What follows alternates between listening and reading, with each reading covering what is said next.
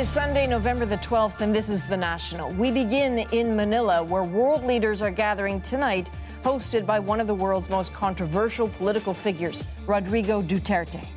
U.S. President Donald Trump and Prime Minister Justin Trudeau are both in the Philippines tonight to talk about the threat of nuclear war, trade, and security. Trudeau is the first sitting Canadian Prime Minister ever invited to the East Asia Summit. It's a new forum to push Canada's agenda. But Trudeau is also facing pressure to bring up Philippine President Duterte's dismal human rights record. Now, Trudeau doesn't have a scheduled sit-down meeting with Duterte. Donald Trump does. Will he bring up human rights? It's hard to predict. This weekend, Trump's words have shocked Washington. And when it comes to tough guy leaders like Duterte or Vladimir Putin, it's not always clear whether he's standing his ground or falling for their charms. Paul Hunter explains. Again, the question, what to make of Donald Trump. Today, a friendly toast with Philippine leader Rodrigo Duterte, who, in that country's unending drug war, has overseen thousands of killings without trial. Condemned by human rights groups, it's unclear whether Duterte will be pressed on that by Trump, who's said to have once praised Duterte for, quote, an unbelievable job on the drug problem. Trump's been under fire on this trip already for failing to press China's Xi Jinping on human rights abuses and for sending mixed signals on Russia's Vladimir Putin, who told Trump last week he did not try to influence last year's U.S. election. Trump first suggesting he takes him at his word on that, but later clarifying, I believe that President Putin really feels, and he feels strongly, that he did not meddle in our election. What he believes is what he believes. Say Trump critics back home, he's soft on authoritarians who make nice with him. He seems very susceptible to rolling out the red carpet and honor guards and all the trappings and pomp and circumstance that come with the office. And I think that that appeals to him, and I think it plays to his insecurities. And yes, I do think both the Chinese and the Russians think they can play him. The White House emphasizes what Trump says or doesn't say publicly is no indication of what goes on behind closed doors. President Trump is not getting played by anybody. President Trump was focused on some very important issues, which are North Korea and Syria, and those are areas that we need to work together with Russia and get them on board with our strategy. But Trump's public behavior befuddles many who now wonder, what did he say to Putin? What will he say to Duterte? In Manila, it's clear few expect Trump to take a hard line on the actions of the Philippine president. He has expressed approval, and I can't see why he will all of a sudden criticize it. Trump meets one-on-one with Duterte Monday. Paul Hunter, CBC News, Washington. It's been interesting watching the reception for these two leaders in the Philippines. Very different for Trudeau and Trump. For Trump, there was a lot of this.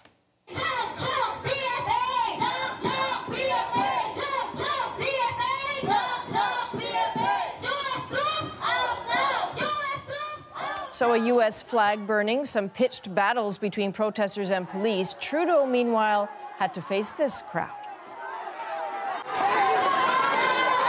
That is a crush of kids, fans, and admirers who came to see him during a visit to a well-known Filipino fast food chain. It's called Jollibee. He took selfies and peeked out from a sea of smiles for the group photo. And for some reason, Trudeau has real star power here.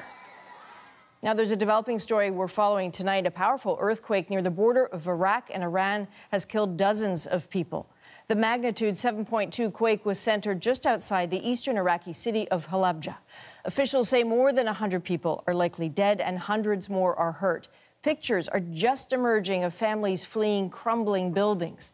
The shaking sent people in Baghdad and Erbil running into the streets. The quake was also felt in Tehran and as far away as Turkey. And so we're going to keep an eye on this one. Obviously, there is a lot more to say when the earth shakes in a place like that and the houses are not built to the standard that's required. It's trouble. All right, we're going to be watching that. We also have been watching two demonstrations, and let's start with the one in this country. I think that it's really important for people to speak out against racism in Quebec, and there are not very many people doing that.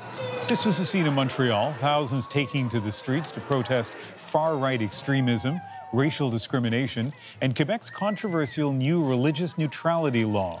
Many see it as targeting Muslim women. And it's very personal to me, and to tell me to uncover is very oppressive to me, just like telling a woman to wear the niqab is oppressive. Protest organizers say they're responding to recent demonstrations from far-right groups. The protesters marched towards this, a defaced statue of Sir John A. Macdonald, vandalized just hours before the demonstration. An anonymous group put this video online and said it's not affiliated with today's protest. The group says Canada's first Prime Minister, quote, contributed to the genocide of Indigenous peoples. Protesters also filled the streets in Los Angeles, taking a public stand against sexual abuse and harassment. Stop the violence, stop the rape! Stop the violence, stop the rape! Rise up for the women of the world, for the women of the world, rise up! Some of the voices at the Me Too Survivors March in Hollywood, hundreds calling for an end to sexual misconduct inside America's entertainment system and beyond. Among them, activist Tarana Burke, who started the Me Too campaign a decade ago, long before it became the now ubiquitous hashtag. Our Kim Brunhuber was in the crowd today, speaking with people about their own experiences and the need for change. Whatever we wear, wherever we go, yes means yes and no means no. Work your way up to the front of the march, and there she is, a woman who says it's like she's been marching for years. Yes means yes and no means no. Tarana Burke is wearing the original Me Too t-shirt from before the slogan became a hashtag. If it's attack, we fight back. 2,000 kilometers from Hollywood, where we are now, and 10 years before Weinstein and Spacey, Burke started a Me Too campaign to help young victims of sexual assault. Sexual violence has got to go, hey, hey. And then a recent post from actress Alyssa Milano on social media asking victims of sexual harassment or assault to post Me Too turned the campaign into a phenomenon. More than 12 million people have posted, and Milano credited Burke. What do you think about the evolution of what you started? Doesn't matter how it started, doesn't matter who tweeted it, doesn't matter that it's Hollywood. We're all human beings and everybody has a story, and now people are standing up and paying attention. So I feel great about that. Did it only shift because Weinstein's alleged victims are famous and white? Yeah, but that's okay. That's what opened up the floodgates, and I'm grateful for anything that opens up the floodgates. Among that flood, 20 meters down the line of marchers, is Holly Enriquez. Not a movie star, just a young woman with a sign and a story. I myself am a survivor. What does the volume of support mean to somebody who's gone through this? It means a lot. It's a little emotional. It's emotional to see so many other people have the sign that says Me Too, and to stand up and say that they are allies to people who are survivors and they won't tolerate it. She speaks of allies, but what I notice as I make my way through the marchers is how few men there are in the crowd. 21-year-old university student Jacob Zermino is one of them. I have had family members and close relatives who have suffered from rape or sexual violence, and just want to stand against it and fight to have a change, especially since I'm going into acting. You know, the recent stuff in the industry I want to fight against and change that. It's a big issue, especially in like college campuses and like fraternities and all that stuff. It needs to change, and there needs to be more men out here. Stop the violence, stop the rape! Stop the violence, stop the rape! An hour later, the march winds down. I ask Burke. You started this 10 years ago. Do you think you will be marching again like this in 10 years? I think that I'll be doing this work for the rest of my life, and I hope in my lifetime that I see substantial change, but if I don't, I'll probably die with a Me Too shirt on. Rise up for the women of the world, for the women of the world, rise up. Kim Brunhuber, CBC News, Los Angeles. And there have been more allegations of sexual misconduct in Hollywood this weekend, the latest from actress Rebel Wilson. Wilson has come forward with two claims, one of sexual harassment against someone she only refers to as a male star. Wilson said that he asked her to perform a lewd act in a hotel room while his friends recorded it with their phones. And in the other incident, she says she was propositioned by someone she calls a top director, but she says nothing physical happened. Meanwhile, veteran actors George Takei and Richard Dreyfuss remain in damage control mode. They now face sexual misconduct allegations, each from a single accuser, both vigorously denying doing anything wrong. Now, much of the focus on sexual misconduct and how to fight it remains centered on Hollywood, but it's by no means confined there. Briar Stewart now with how the scandal is playing out in Hollywood North. Dressed as their favorite characters, throngs of people fill Vancouver's Fan Expo. But a few of the shows they so adore are now caught up in the latest claims of misconduct in the entertainment industry. We're going to Krypton, we're going into the launch bay. Andrew Kreisberg, a high-profile TV producer in Vancouver, has been suspended by Warner Brothers after a series of allegations were made in a magazine. In a statement, the company says, "We take all allegations of misconduct extremely seriously and are committed to creating a safe working environment for our employees and everyone involved in our productions." Kreisberg has reportedly denied all of the allegations. He's worked on a number of series, including The Flash, Supergirl, and Arrow, which stars Neil McDonough. He didn't want to speak about the latest claims, but had this to say. I think it's healthy that we're having these discussions now where we've never had discussions before, and hopefully it'll stop the abuse of power when it does happen. Lisa Ovies has never worked with Kreisberg, but has been part of Vancouver's film industry for nearly a decade. She says through her career, she's had her own troubling experiences. The last time was a director who, after propositioning me multiple times and being rejected, threatened me really aggressively on social media and in texting, and pretty much threatened that the next time he saw me at an industry event, I was going to pay for it, which is ridiculous. Today, she runs a studio where she teaches film and television. She recently started speaking to her students about how to deal with harassment. We talked about empowering yourself and really owning your space and understanding that not one person will ever ruin your career. It's a conversation she wishes someone had with her when she first started out in the industry. Briar Stewart, CBC News, Vancouver.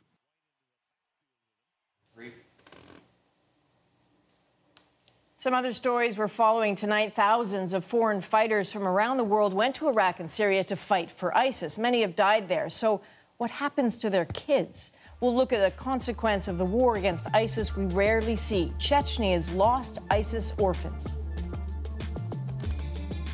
And she's a Canadian musician who fights for social justice. So how does she deal with the accusation of reverse racism?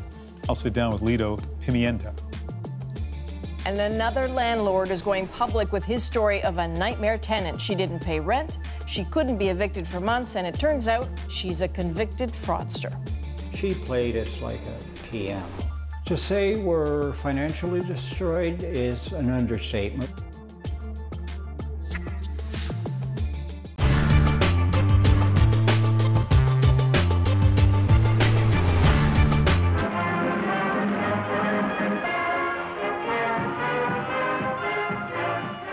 Din of battle stands a Canadian General Hospital housing some of Canada's casualties recently arrived from France. A welcome visitor comes to its doors, Her Majesty the Queen, who is taking time out from her many functions to visit her Canadian boys. The trim gray-clad figure with a dazzling smile wears the diamond maple leaf presented to her during the royal visit to Canada. For 3 hours in every ward, she talks to the wounded fighting men of Canada. The magic of her personality banishes all thoughts of depression. After speaking to each man individually and hearing their thrilling stories, the Queen comments briefly, the Canadians are doing a wonderful job.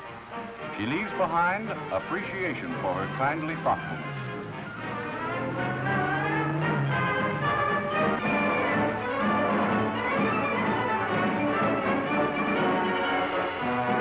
Dockyards across the Dominion, Canadian girls flock to answer the call of the United Nations for ships and more ships. Joan Canuck has forsaken vogue and Vanity Fair for blueprints and construction plans. The frilly dresses and fancy hairdos of pre-war days have given way to overalls and workers' caps. Brother, husband, and boyfriend on the Italian front and in Normandy need supplies, and supplies mean ships to carry them. Miss Canada is just the person to build those ships, and build them well with her own lily white hands. After the war, a barrage of red-hot rivets may take the place of the traditional rolling pin as feminine weapon Mark I when hubby comes home late. When it comes to fixing the gas stove or the family bus, the boys will have to take a back seat. When victory is won, a great share of the credit will be due to our fair Amazons in overalls.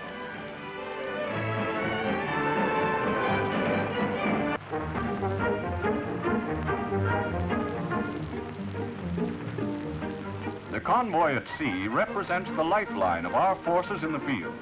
To maintain one fighting man in action, it requires 19 other men behind the scenes. Most of these are found handling the gigantic project of keeping the Army supplied with weapons, ammunition, and food, and the Air Force with planes and petrol. Under the Navy's protecting guns, all manner of craft are brought into use in the never-ending battle of keeping supply dumps filled. As soon as a beachhead is established, cargo vessels which are standing by commence pouring out their quota of stores.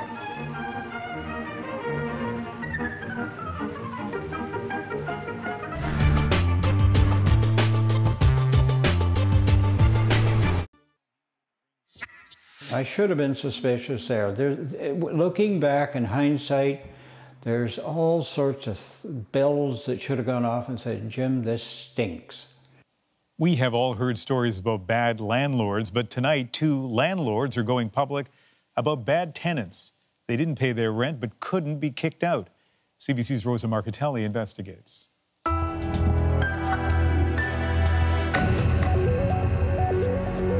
played us like a piano. Landlord Jim Johnson discovered too late that his tenant, Elizabeth Critchley, is a fraudster with more than 120 convictions in 3 provinces. By the time he found out, check after check bounced. He was out more than $12,000 in rent. Plus, he says, tens of thousands of dollars that he'd loaned her for other things. The problems made worse, Johnson says, by a slow-moving landlord-tenant system. It took 3 months to deal with his case, allowing the fraudster to continue living in his duplex without paying rent. To say we're financially destroyed is an understatement. While Johnson was doing everything by the book, trying to get his tenant evicted, she was keeping busy. Go Public got a hold of a phony lease signed by a Betty Burns, one of the names she uses, where she's trying to rent out Johnson's property as her own. She was very convincing. Tanya Garrard says she lost $1,100 to the woman when she answered a rental ad. Here's part of a telephone conversation where the woman convinces Garrard her rent deposit has to be cash. I can put it directly into your account. I don't even know where my account information and all that is. I don't even know. Do you know what? I opened an account and never used it. I don't even know if it's still active. Garrard discovered she'd been taken when her partner pulled the land title that listed Jim Johnson as the owner. The couple showed up at his house to introduce themselves as the new tenants. He was quite floored by that. In Ontario, it's also been a tough go for university student Linda Chai. She's been balancing her studies, a job, and acting as landlord for a house her parents own. He's taking advantage of my kindness. It took her months to get an eviction order for her non-paying tenant, who owed more than $7,000. A man with a history of stiffing landlords. I think the system is actually working in favor of the tenants. Advocates say bad tenants are being given too much time to rectify problems, and the system also leaves landlords waiting too long to get to the tribunal stage, where an eviction notice is issued. Many people don't have much sympathy for the landlord, but if too many landlords get ripped off too often, then they want higher rents to compensate them for that. Jim Johnson's tenant is finally out. She'll make her next appearance in a Nova Scotia court, where she faces new fraud charges. Rosa Marcatelli, CBC News, Calgary. And it will be interesting to watch the online conversation, as always happens with Go Public Stories, Adrian. Well, there are a lot of provocative conversations happening now. There are about to be some more. As you know, all week we have been looking at the legacy of ISIS in Syria and beyond. And tonight, it's time to talk about the kids, the children of ISIS fighters. These 2 are Abdullah and Malik. Their mother is in prison. Their father is dead. And their world until now was just extremism and war. Some 2,500 Russian men, many from Chechnya and the surrounding region, went to fight for ISIS, raising kids in that brutal so-called caliphate. And as it crumbles, Chris Brown shows us a consequence of the war that often goes unnoticed. Children orphaned in more ways than one. And one man in Chechnya who's bringing them home.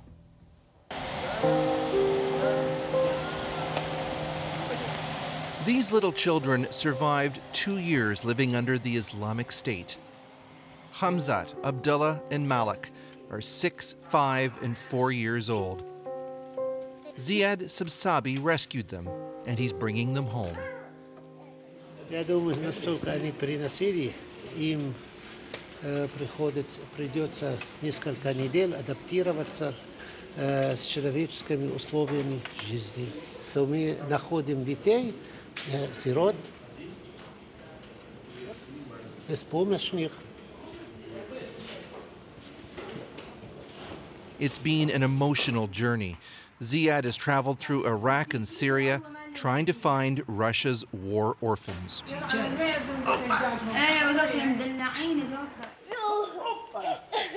Without their own parents, the kids have bonded with him. Their radicalized Chechen father tricked the boy's mother into going with him to Iraq, where he fought for ISIS. He was killed. She was treated as a militant too and remains in an Iraqi prison. Дети в таком возрасте знают, бомбанули. Не бомбили, а бомбанули.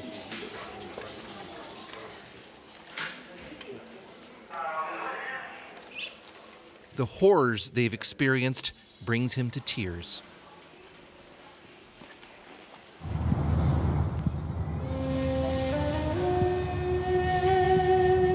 So far, Ziad has flown dozens of children out of Iraq and Syria, usually stopping first in Moscow and then on to Grozny, Chechnya's capital, where we're headed to on this flight. On the runway, the plane is greeted by a remarkable sight.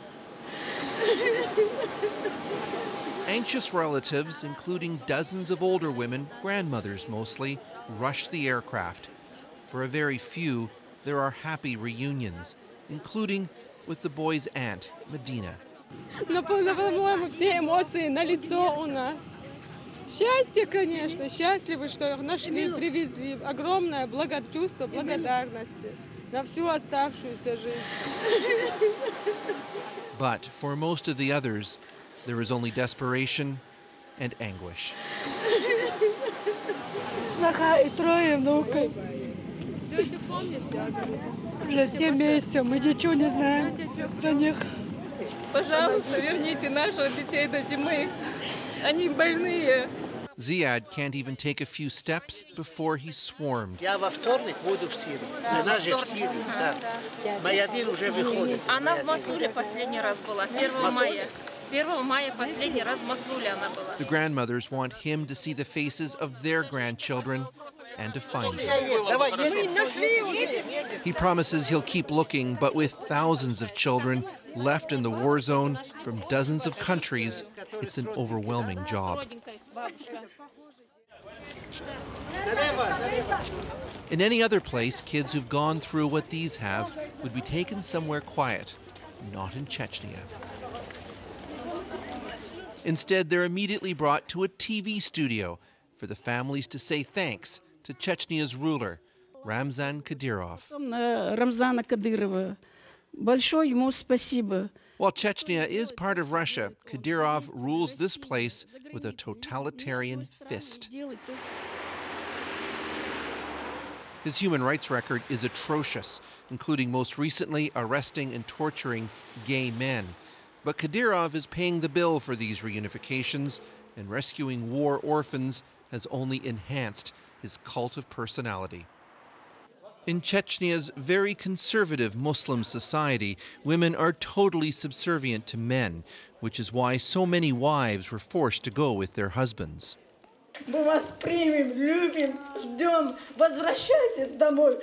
It's incredible that these women have found the courage to be heard.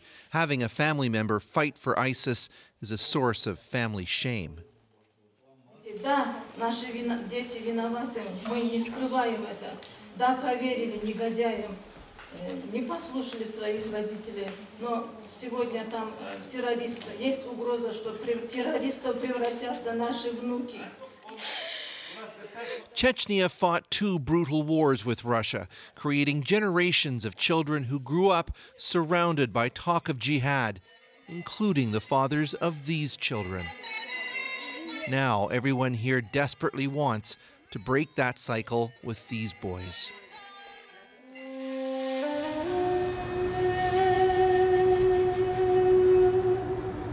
The day after the plane trip, we drove out to their aunt's home in the hills outside of Grozny to check in on them.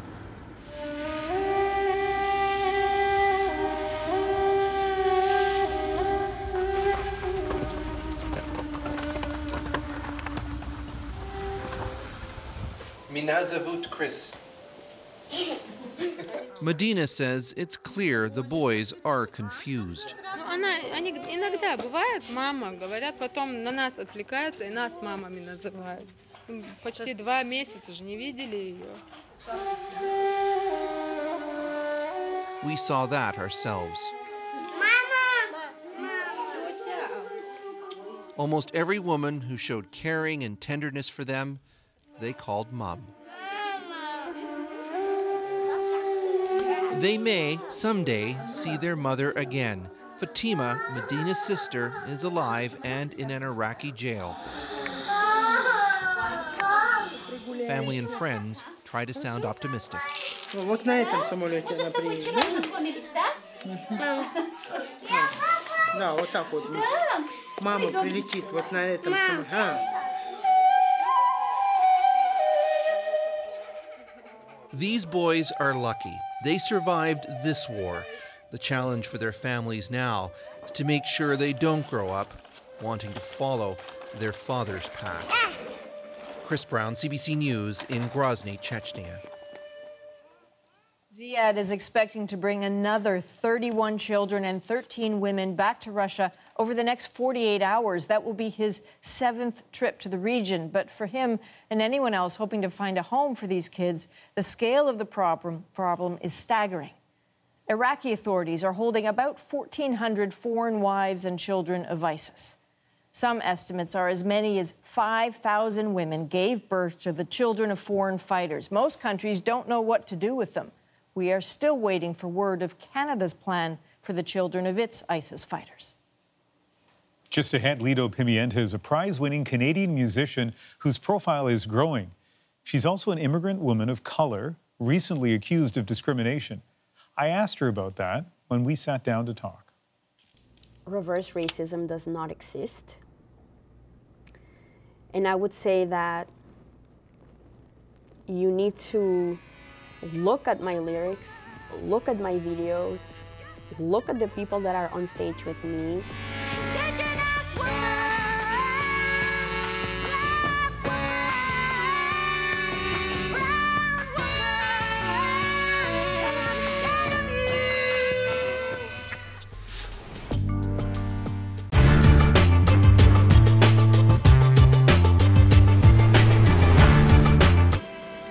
Prime Minister Winston Churchill visits forward Canadian positions as the momentous attack across the Rhine commences. Reversing the usual procedure, Montgomery throws in his ground forces without an airborne spearhead. The enemy rushes his deeply held reserves up to meet the threat. Then hours after, airborne troops sweep in from the sky. The result is a supreme tactical advantage which is pressed home by the wily commander. Caught between 2 fires, the enemy meets defeat. In the action, a medical orderly of the 1st Canadian Parachute Battalion, Corporal Topham, wins the BC. The engineers keep the supply lines across the Rhine open by constructing giant Bailey bridges while under constant fire from the enemy. With their supply bases consolidated, the 1st Canadian Army strikes out in a 2-prong offensive. The 1st Canadian Corps hits with a left hook designed to clear northern Holland. Knocking aside enemy resistance, they move into a scene which recalls the heroic British airborne attack of 1944, Arnhem. From Arnhem, the thrust through Holland clears Deventer, Zutphen, and Apeldoorn. Scenes of wild rejoicing meet our forces as they liberate town after town, until finally, units of 5th Div reach the Zuiderzee. Many grim tasks are taken over by the 2nd prong of the attack. 2 Canadian Corps liberate Stalag 6C. Scenes of Nazi bestiality will be forever engraved on a world shocked by their findings. In the north, 21 Army Group links up with the forces of Russia. The last day of German power has dawned. On the 5th of May, under the pressure of our arms, the Wehrmacht collapses. The unconditional surrender is accepted of all Nazi troops in Northwest Europe. Germany's power is forever kaput. Today is Victory in Europe Day. Long live the cause of freedom. God save the King. VE Day dawns. In London, capital of empire, Canadian service people join their British buddies in the celebration of the great day. London lived in the front lines. London rejoices in the defeat of a foe who came too close to their homes. Hollanders, too, have real cause for celebration. They have felt the iron heel on their necks for many years. Belgium goes wild with delight as the news that the grim struggle is over.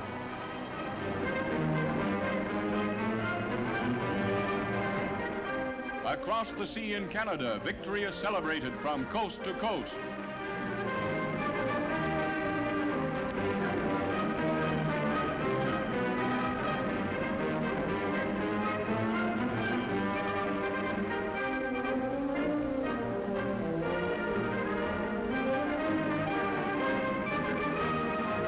The first Canadian post-war act is to rush supplies into northern Holland. Much of the populace had reached the starvation level.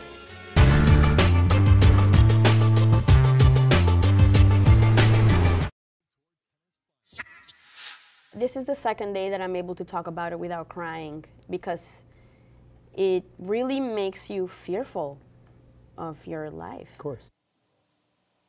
Lido Pimienta is passionate, she's outspoken. The same traits that drive her growing success in Canadian music have also landed her in the headlines.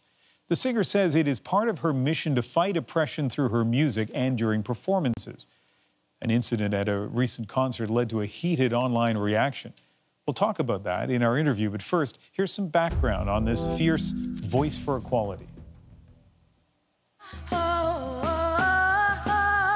Colombian-Canadian musician Lido Pimienta has had quite a run. In September, she won the prestigious Polaris Prize. Lido Pimienta la Pabeza. Pimienta is an artist who fights for what she believes in. At her shows, she's known for requesting men to move to the back, for women to move forward, and for women of color to stand up front. It is, she says, her way of trying to fight exclusion. But last month at a music festival in Halifax, some in the audience apparently thought that request was unfair, allegedly refusing to move back, and according to Pimienta, disturbed her performance. It prompted an apology to Pimienta from the festival for, quote, overt racism, and led to lots of headlines. I met with Lido Pimienta at the Drake Hotel in Toronto to talk about what happened, her music, and her message. So Lido, it's very nice to meet you. Thanks for doing this. Hi, Ian. So happy to be here. You are, I know you have fans right across the country, but there are also people who are watching who don't know you and don't know your music. What should they know about you? They should know that I am a artist, curator, musician, and a mother. An activist? Sure. Yeah? Yeah. And for a lot of people, the first they heard of you was an incident at a concert in Halifax. What's your perspective on what happened there?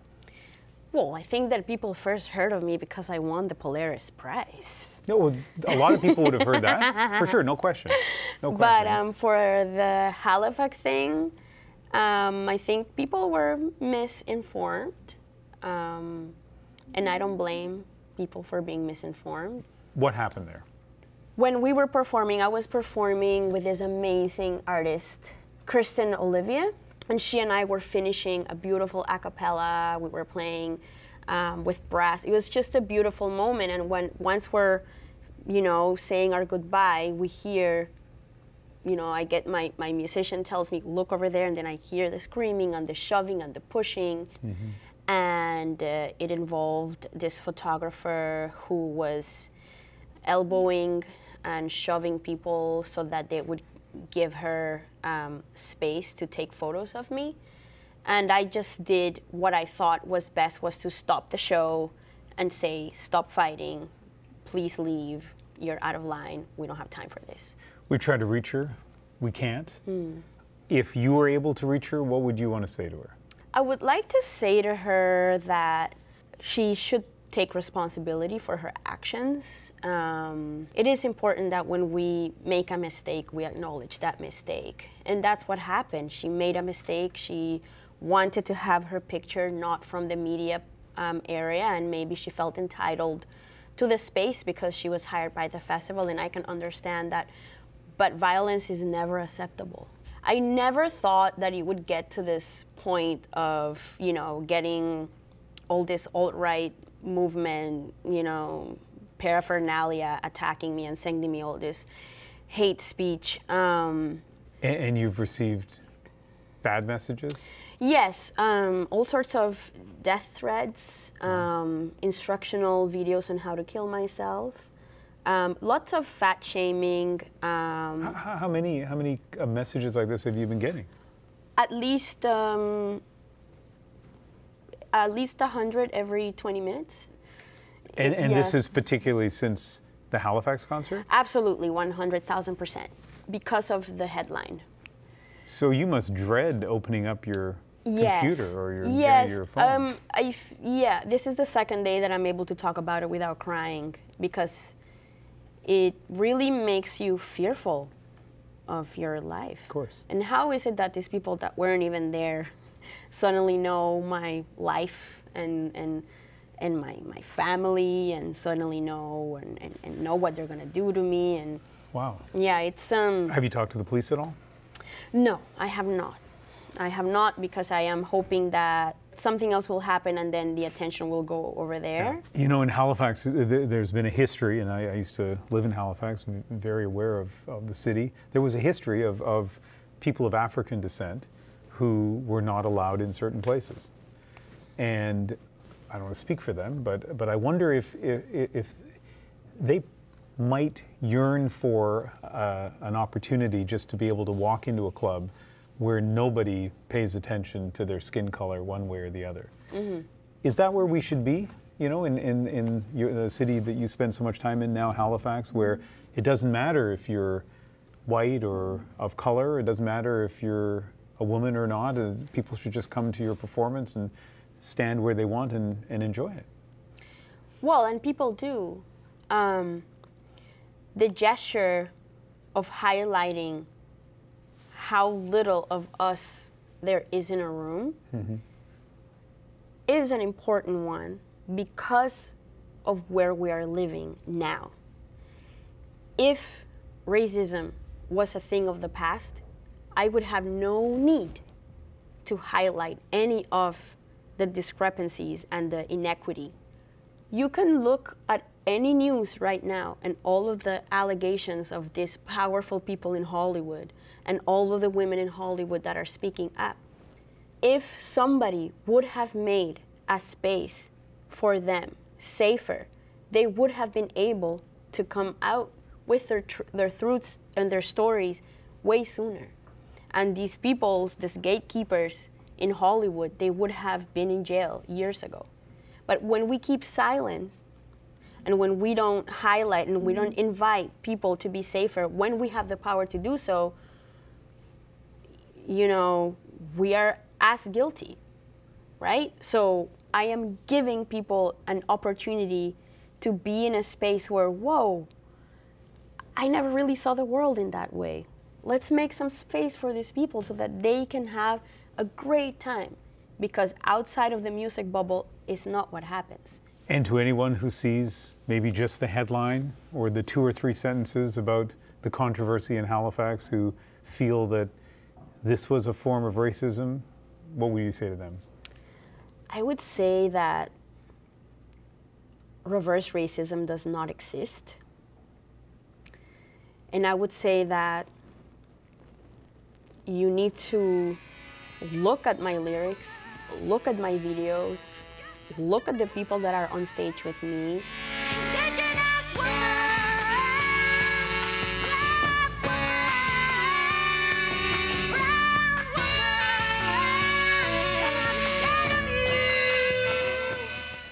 I don't have the systemic power to segregate anybody. I don't have the institutional power to be racist against a people that hold 99.9% power in the world. It is impossible. We have to recognize that we are not in a post-racial society. Unfortunately, when I see myself in the mirror, I don't just see a woman. I see a woman that is indigenous, I see a woman that is black, I see a woman that is Colombian, and I see a woman that will never be considered a true Canadian. So those are the things that I carry with me. And because of that, because I know what that's like, when there's only 15 people of color in a room of 800 people and it's full, it would be a missed opportunity to not invite those vulnerable folks to the front. Well, it's been a real pleasure to talk to you. Thank you. Lido Pimienta will tour across Canada early in the new year to support the reissue of her Polaris Prize-winning album, and she's also working on a follow-up album. When we come back, we'll look ahead to some of the big stories we're watching this week on The National. And remember, you can go deeper on the stories of the day earlier in the day. Subscribe to our newsletter at cbc.ca/The National. The National Today takes you inside our journalism every afternoon.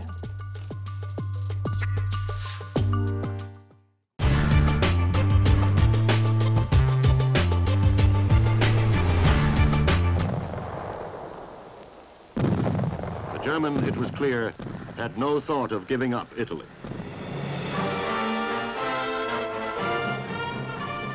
He even took time for a daring mission to a prison on a hill. The deposed Italian leader Mussolini was set free.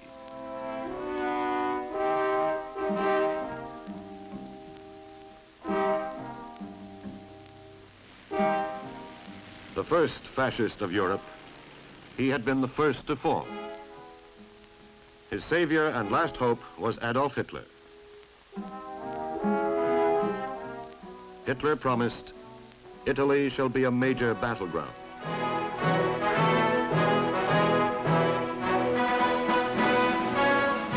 Rapidly, they built their strength. Their commanders were clever and tough. Kesselring and Rommel, the Desert Fox. Their plan was to mount a line across the Boot where the land was narrow, the mountains high, the rivers swollen. The British had landed at Taranto and held their ground. The Americans and British were still fighting at Salerno. The Canadians helped to relieve the pressure by taking Potenza. Then on through the hills to Campobasso. In these hills, this modern army must rely on the lowly mule.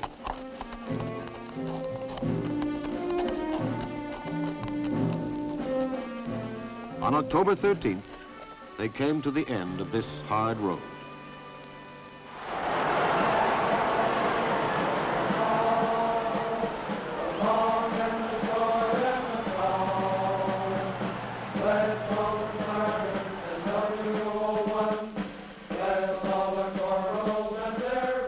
They gave it a new name, Maple Leaf City. It had baths and beds and movies of a girl from Winnipeg. When they begin, they begin. Oh, yes,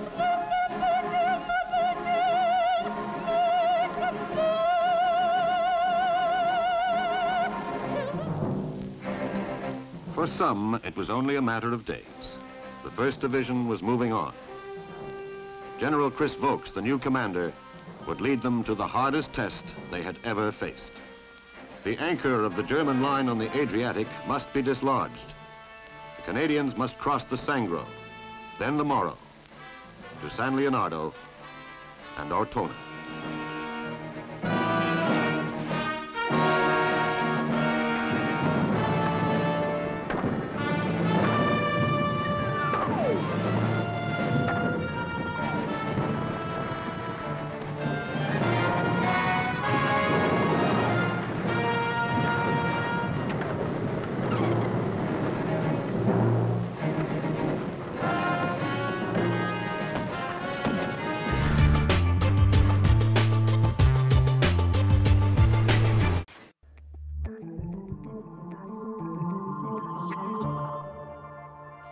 Here are some of the stories we're watching for this week on The National.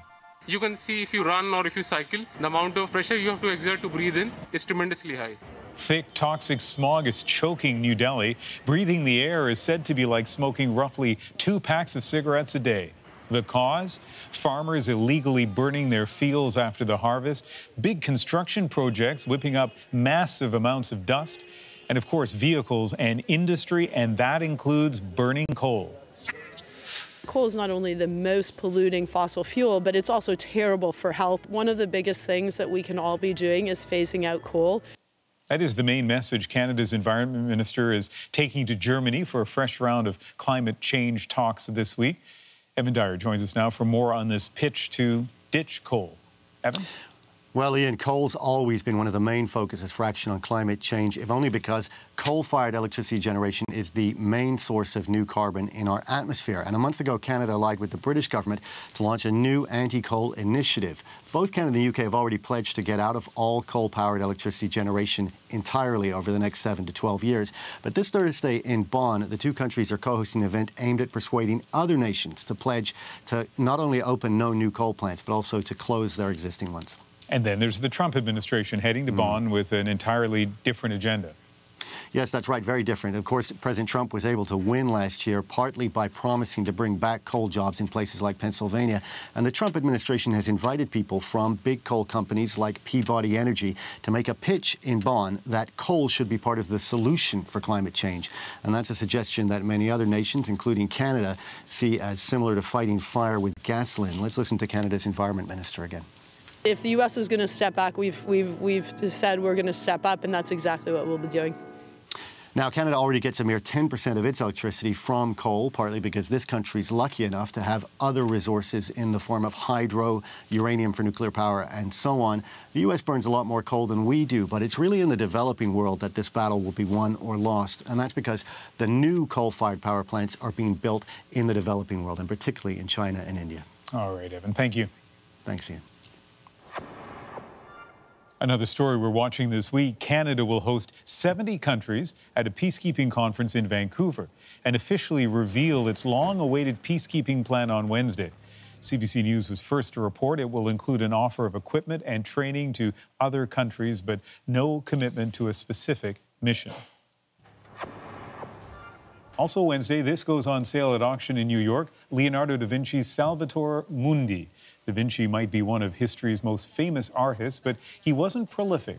There are only 20 of his paintings known to exist, so this one's expected to go for a lot, a cool $100 million.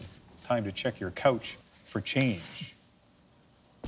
And no matter what city you live in, getting stuck in traffic is likely part of your daily commute. Canada's biggest city says it has a new plan to fight congestion.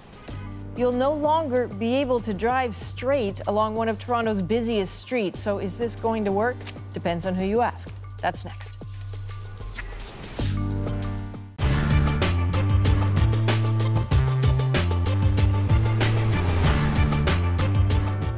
The World Wars, Korea, Vietnam, wars far removed from Canada's First Peoples. White man's battles, some said, on battlefields in foreign lands. But the wars reached into Indian, Inuit, and Métis homes across the country. Aboriginal men and women volunteered in the thousands. Many sacrificed their Indian status to do so. Many sacrificed their lives. Over 6,000 Aboriginal people joined the armed forces during World War II. For many, the threat of Nazism expanding to this country seemed very, very real.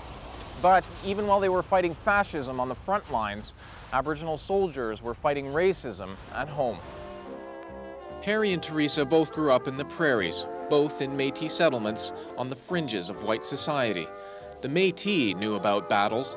Their enemies were poverty, tuberculosis, and indifference. We get up at 6 o'clock in the morning and go to bed at whenever the sun goes down, just to make a living, just to put food on the table. There was no money involved. There was nothing. There was nothing there for us. I come home crying once. I told my mother, and she says, "What's the matter with you?" You know, and I says, "Well, they beat me up outside. They're after me." And he says, "What for?" I says, "Well, they call me dirty, stinking Indian." And he says, Go on away, you know. You tell them kids over there that your great-grandfather was pure white, you know. While Canada ignored Aboriginal calls for help, the Aboriginal people answered Canada's. Some were thirsty for adventure. Some felt a duty to defend the Queen who had signed their treaties. Others wanted 3 square meals a day. Our whole community enlisted. All the guys were gone, and there was not very many young people left. And the older guys went too. I mean, the married people went. I mean, our community was devastated. My father says, well, he says, you're a man, you're a soldier, you're fighting for your country. And that's the words that he said. And he dug in his pocket and pulled out 52 cents, put it on the table. He says, now go and get a bottle of Catawba wine.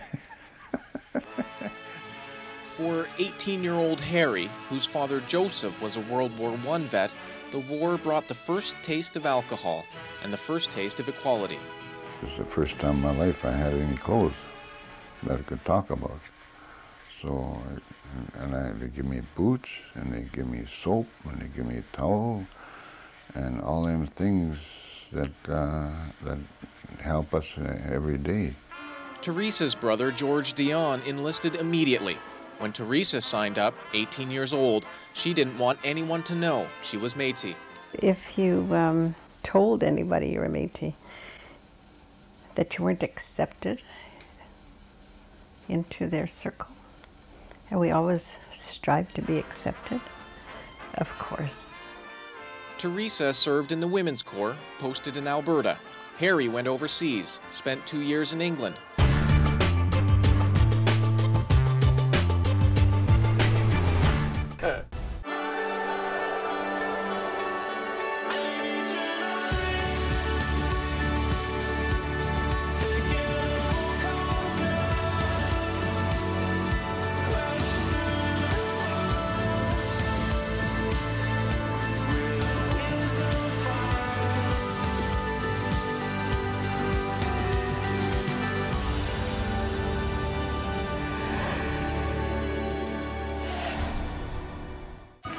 Rick Mercer Report, Tuesdays at 8 on CBC.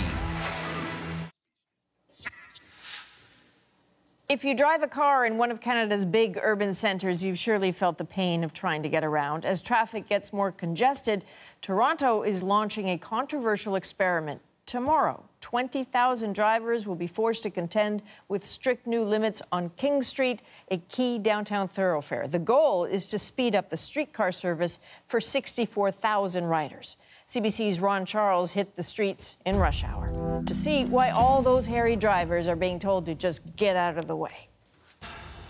King is not the kind of street you want to be on if you need to be somewhere in a hurry, especially if you're taking a streetcar. Toronto-style rapid transit that, if you can even get on one, is often not that fast. As the King Street cars lumber through heavy traffic in Toronto's downtown core, they can be painfully slow. A lot of the time I find you sit at red lights and wait for someone to make a turn. What do you think of the way it is right now? Is it fast or Next slow? stop. I think it could be faster or it could be better for sure. Nobody pays attention to the lights. Nobody thinks, oh, I'm not going to make it through, so it's just constantly gridlock. The 200-year-old artery that cuts through the heart of Toronto has become a mess of cars, trucks, cyclists, pedestrians, and those streetcars, Andy Byford's biggest headache. He's in charge of the Toronto Transit Commission and has spent years trying to figure out what to do about King Street, host to the busiest and slowest streetcar route. Even with various measures that we've taken in the past, the streetcar service gets hopelessly held up by one car turning left. The city's solution? A one-year pilot project limiting cars on King Street's busiest 3 kilometers. Cars will still be able to access King, but they can only go 1 block. At each block, all cars will have to turn right, allowing the streetcars to go straight through intersections to pick up and let off passengers on the other side without having to block as much traffic. Traffic engineer NEAL warns squeezing cars off King Street will only push them onto other gridlock routes. I think it would be problematic because we're looking at, these are existing through traffic lanes and they're being removed altogether. And it would just, it would create problems and more congestion. He wants Toronto to invest faster in more subways. Andy Byford agrees, but a planned new downtown subway line won't even be started until well into the next decade, leaving King Street commuters with years more of this. The main thing is to give the streetcars a fighting chance of getting through a very congested part of the city. For the next year at least, that fighting chance for streetcars is a lost battle for these cars. Ron Charles, CBC News, Toronto.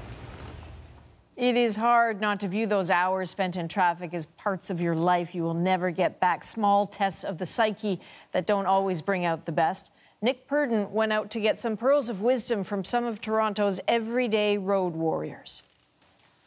I say traffic, what comes to mind?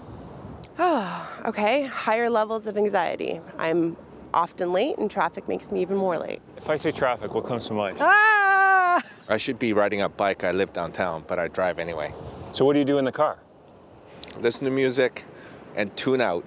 Paint a picture of what you're like in traffic. Like, what would I see if I drove up beside you in a car? You'd probably see me like jamming out, just singing, and yeah, that's what I do in traffic. Do you ever put on your traffic face when you get in the car?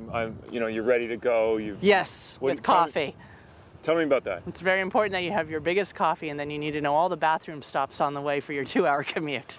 That's how you survive. Is there anything you guys do to deal? To deal with traffic, I listen to music and I sing and embarrass myself. You sing in the car? Yeah. Yeah, me too. Me too. Have you learned anything about other people? People get really angry. Some people are really mean. They're everywhere. When they're like, they're all in a rush. They're like cutting in front of you. They're always honking. They have a temper. And you're like, chill out. Is there anything you're not proud of that you've done in traffic? A long time ago, yes. More recently, no. I think I'm a pretty respectful driver. But absolutely, I've honked at people, I've cut people off, I've probably exhibited a little bit of road rage in the past. Is there anything you're not proud of? From my behavior? Yes. Oh no, I'm very good in the car. I'm not proud of my husband's behavior. What have you learned about yourself over the years from traffic? Oh, you need lots of patience. You got to be kind to people. And take it as a grain of salt. If you think about all the time you've spent in traffic, is there any upside, any good that comes out of it? So I'm a parent of 2 young girls, and let's just say there's traffic and I happen to be in the car by myself. I don't mind spending a little me time listening to the radio. So that's what the people think. How about we ask the experts? Taxi! My advice to people is don't drive if you don't have to. Don't drive if you don't have to. Take taxi. How to survive in the traffic? Yeah, they just want to, they should know how to share the road. That's it. You have to share with everyone. You have a pillow in here. Yeah. Would you suggest that people bring a pillow in case things got really bad? Yes, one should always have a pillow in a car because traffic is very bad nowadays and anything can happen.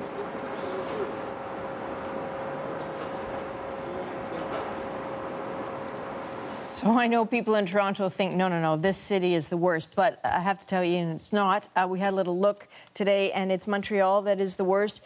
They lose 3 million work hours a year because of delays in traffic. And I know my friends back in Vancouver are saying, what about the bike lanes? And depending on which side you are on that divide, lots of controversy. Look, anyone who's watching who lives in one of Canada's big cities can think of a bridge or a road or something where there's a choke point and lots of frustration. We are world champion complainers. We do it well. That is the National for November the 12th. Good night. Good night.